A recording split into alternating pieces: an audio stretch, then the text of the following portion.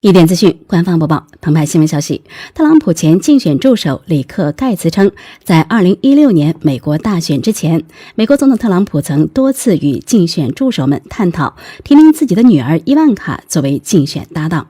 据《华盛顿邮报》28日报道，盖茨在他即将出版的新书《邪恶游戏：特朗普胜利、穆勒失败和美国迷失的内幕》中称，特朗普曾在2016年6月对竞选助手表示：“我觉得伊万卡可以当我的竞选搭档，她聪明漂亮，我觉得人们会喜欢她的。你们觉得伊万卡来做我的副总统怎么样？”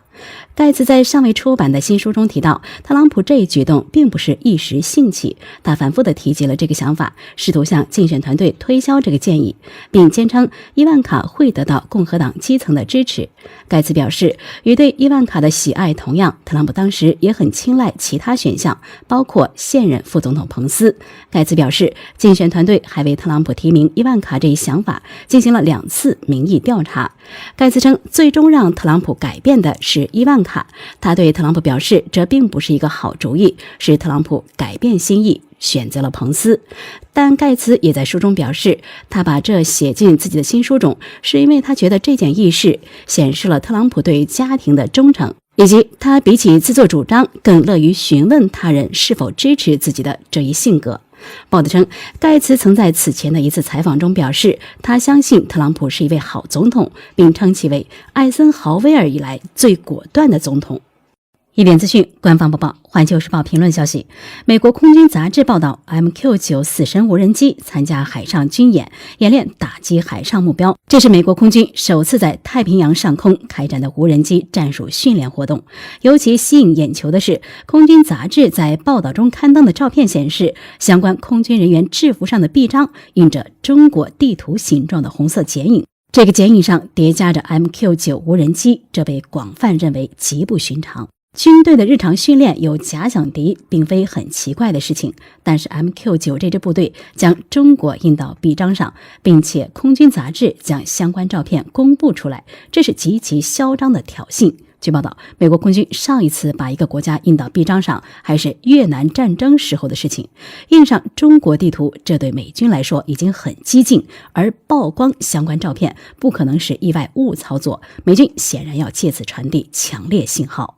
美国国务院27日发表声明，不合时宜地再次抨击中国对南沙岛礁的建设，并且指责中国对那些岛礁采取了不计后果、挑衅性的军事化行动，甚至扬言要追究中国的责任。这次声明对中国进行了一连串的指控，口气十分粗暴。无独有偶，近日还有消息说，美军将派出 MQ-9 无人机对南沙的3个岛礁发动震撼式流鼻血袭击，轰炸跑道、机库。这些信息组合在一起，让美国的一个十分狂妄的战争计划浮现在世人眼前。无论这些信息彼此之间到底是什么联系，我们必须再次对美方给予严厉警告，动用 MQ-9 无人机攻击中国南沙岛礁或其他中国目标就是战争行为，解放军一定会奋起反击，让美军付出沉重代价。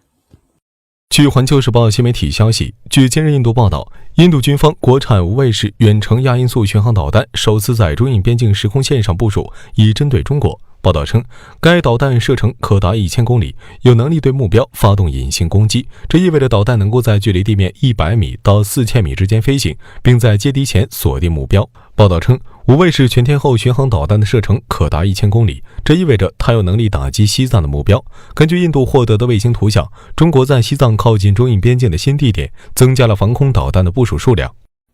界面新闻报道，根据美国约翰斯·霍普金斯大学统计的实时数据，截至北京时间9月29日，全球新冠肺炎死亡病例超100万，累计确诊达3324万。5月初以来，全球日新增死亡人数基本维持在4000至6000人范围内，增速无明显放缓的迹象。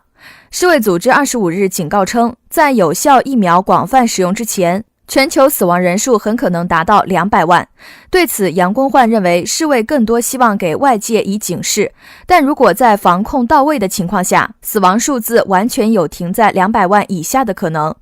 经济学人整理了19个国家展开的279次血清调查结果，综合各国确诊数、检测阳性率、死亡率等数据后发现，在1月底新冠开始广为人知时，全球每天感染新冠病毒的人数可能已经达到100万人。到了5月疫情高峰期，全球范围内日新增感染者可能达到500万人以上。按照估算，全球累计感染者或达5至7.3亿人，占总人口的6.4%至9.3%。中国疾控中心原副主任杨公焕在接受界面新闻采访时表示，全球大流行仍处于高峰，目前各国在医疗经验和对老年人防护等方面较之前都有显著提升，可以预计未来病死率将明显降低，但由于感染者基数还在不断扩大，从绝对数值上看还会是一个大额数字。辽视晚报报道，近日，济南东关大街派出所民警接到一起啼笑皆非的报警。男子郭某报警称自己被人殴打，还被抢走手机。警察叔叔当然是立马开始查呀。查着，调取监控发现，当晚确有一名年轻男子与郭某在街头大打出手，但好像有点猫腻。民警很快找到了这名年轻男子，果然事情发生了反转。年轻男子称郭某让他认干爹，醉酒纠缠自己才发生对打，而且没有抢手机。经民警询问，郭某承认自己在饭店吃饭时看到邻桌的小伙子长相帅气，非要认他当干儿子，被拒绝后两人街头对打。后来郭某气不过才报了假警，目前郭某已被依法行政拘留。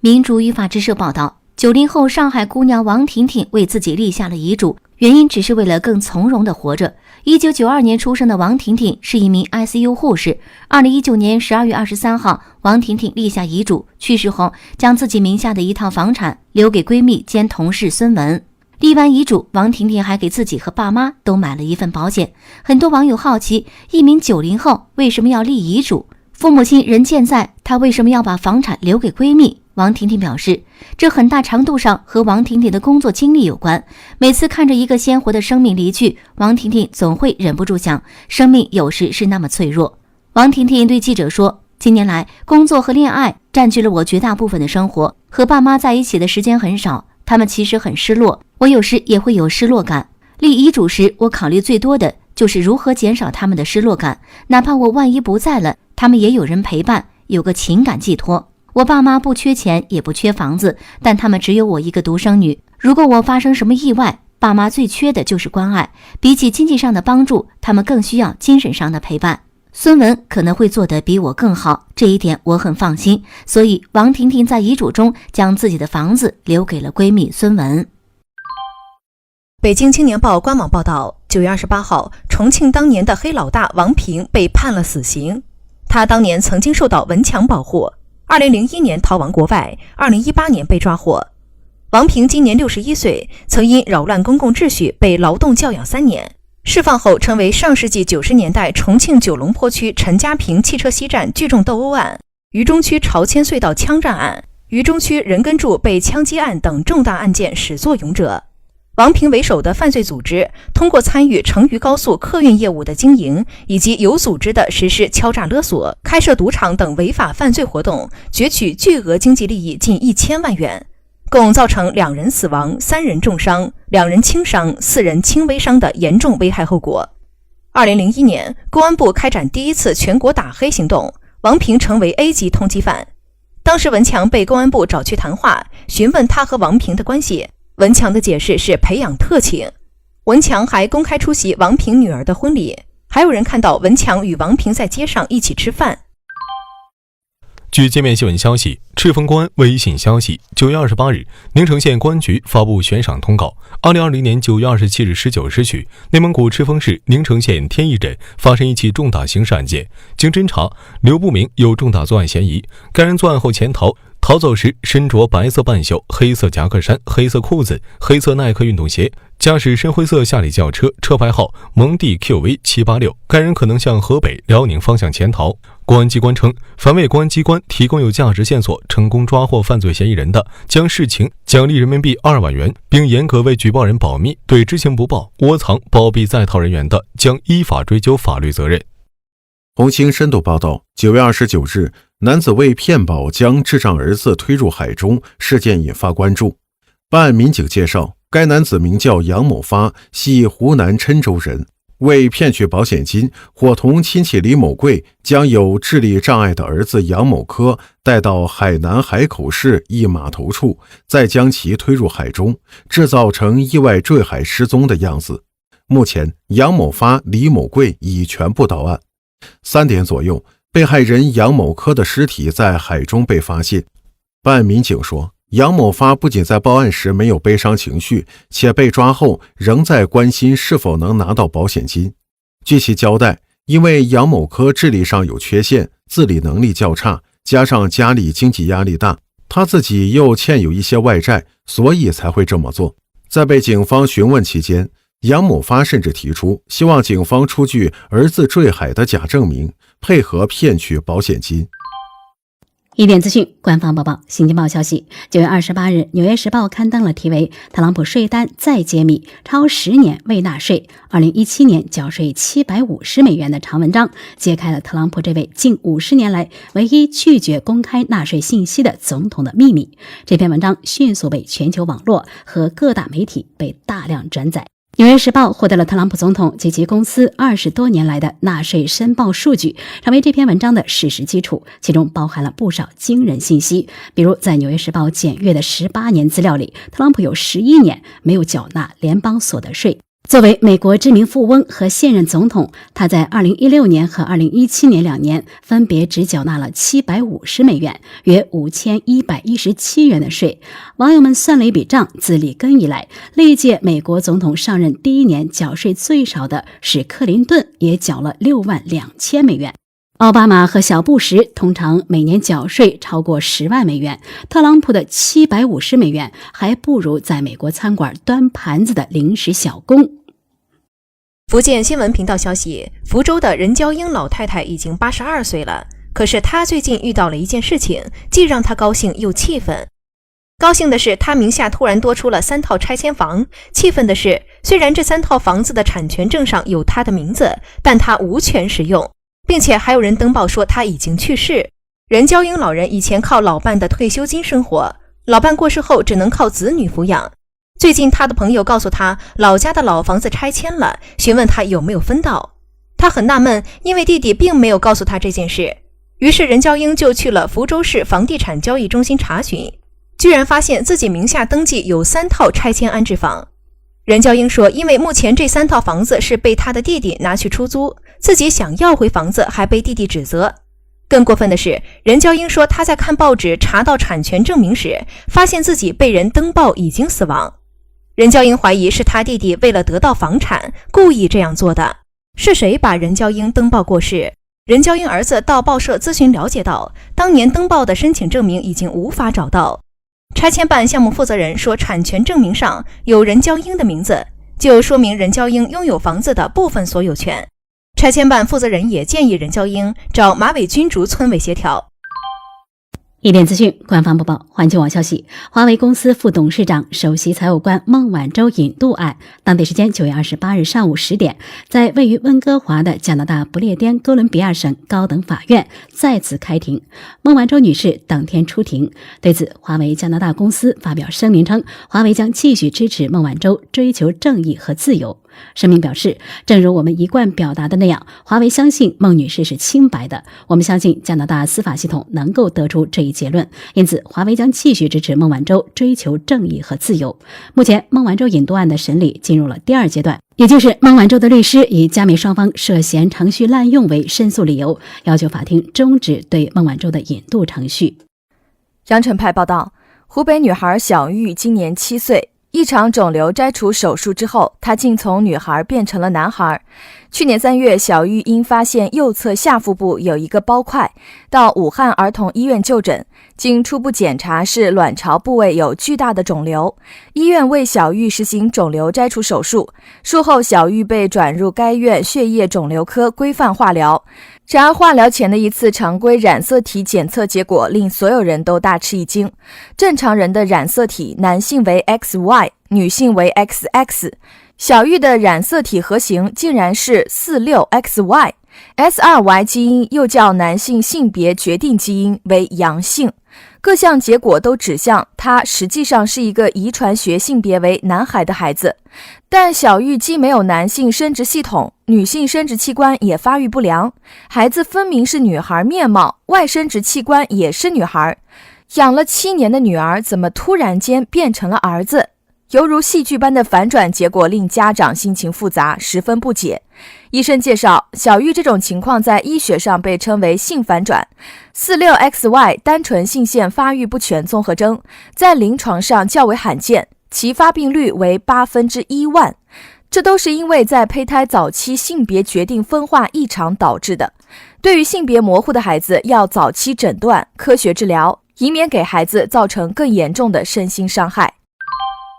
中国新闻周刊报道，一场邻里纠纷彻底改变了云南人向明前的人生轨迹。父亲被砍死在眼前，家庭破碎，凶手逃之夭夭。9岁的他誓言为父追凶，17年后，潜逃者张光奇被追回，并被判无期徒刑。2000年8月27号，云南昭通市镇雄县9岁的向明前与同村邻居张光明的儿子张军，两人因水花互溅起了争执。两家在争执中，向明前的父亲向文志被张光奇刺死，张光奇潜逃17年，直到2017年8月30号被抓。这些年一直冒用张光武的身份生活。2017年11月15号，镇雄县公安局以张光奇涉嫌故意杀人、张光明涉嫌故意伤害罪，移送镇雄县检察院审查起诉。同年12月，镇雄县检察院将此案报送至昭通检察院管辖。昭通市检察院在2次退回侦查机关补充侦查后，于2018年5月讨论后决定，对张光明涉嫌故意伤人罪退回镇雄县检察院做不起诉处理，张光明被取保候审。镇雄县检察院在不起诉决定书中提到，张光明砍伤王建祥的行为已构成故意伤害罪。由于公安机关未完善相关法律文书，导致该案已过追诉时效，依照相关规定对张光明不起诉。向明前对此不服，于是向昭通市检察院申诉复查。昭通市检察院于今年8月底作出决定，对镇雄县检察院作出的不起诉决定予以支持。向明前说，张光奇并没有被网上追逃，而且户口还被注销了。如果已经立案并网上追逃，户口怎么会注销？二是张光奇用的是张光武的2代身份证，但张光奇根本没有回过家，那如何更换2代身份证的？除此之外，向明前还发现张光奇与其亲戚同在福建南平打工，且是同一个厂子。他表示将继续追究张光武等人包庇逃犯的事情。今年9月18号，云南省昭通市镇雄县官方就该案发布通报提到，镇雄县委县政府已安排县委政法委牵头组织纪检委等相关部门开展案件核查，若该案件中有违纪违法问题，将依纪依法严肃处理，调查情况将及时向社会公布。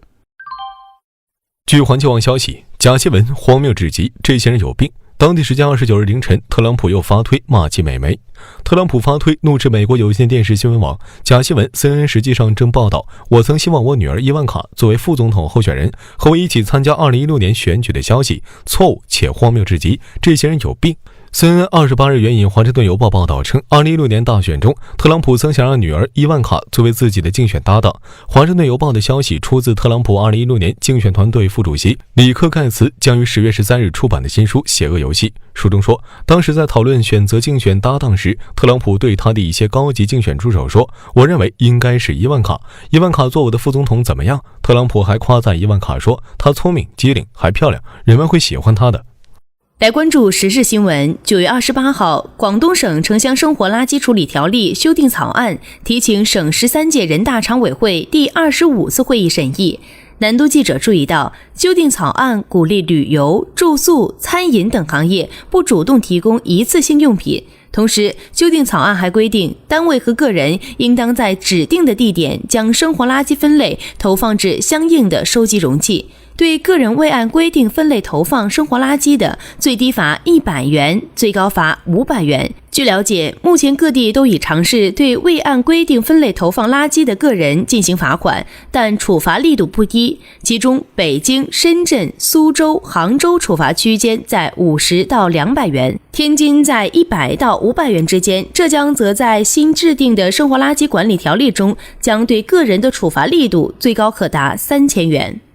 据环球时报新媒体消息，据印度经济时报9月28日报道，印度陆军在所谓拉达克地区部署了能够在零下40度严寒环境下作战的坦克和步兵车辆。报道称，印度陆军的装甲团准备在所谓拉达克地区东部的实际控制线附近，海拔14500英尺的地区对抗解放军，这可能是坦克和步兵战车行动的海拔最高的战场。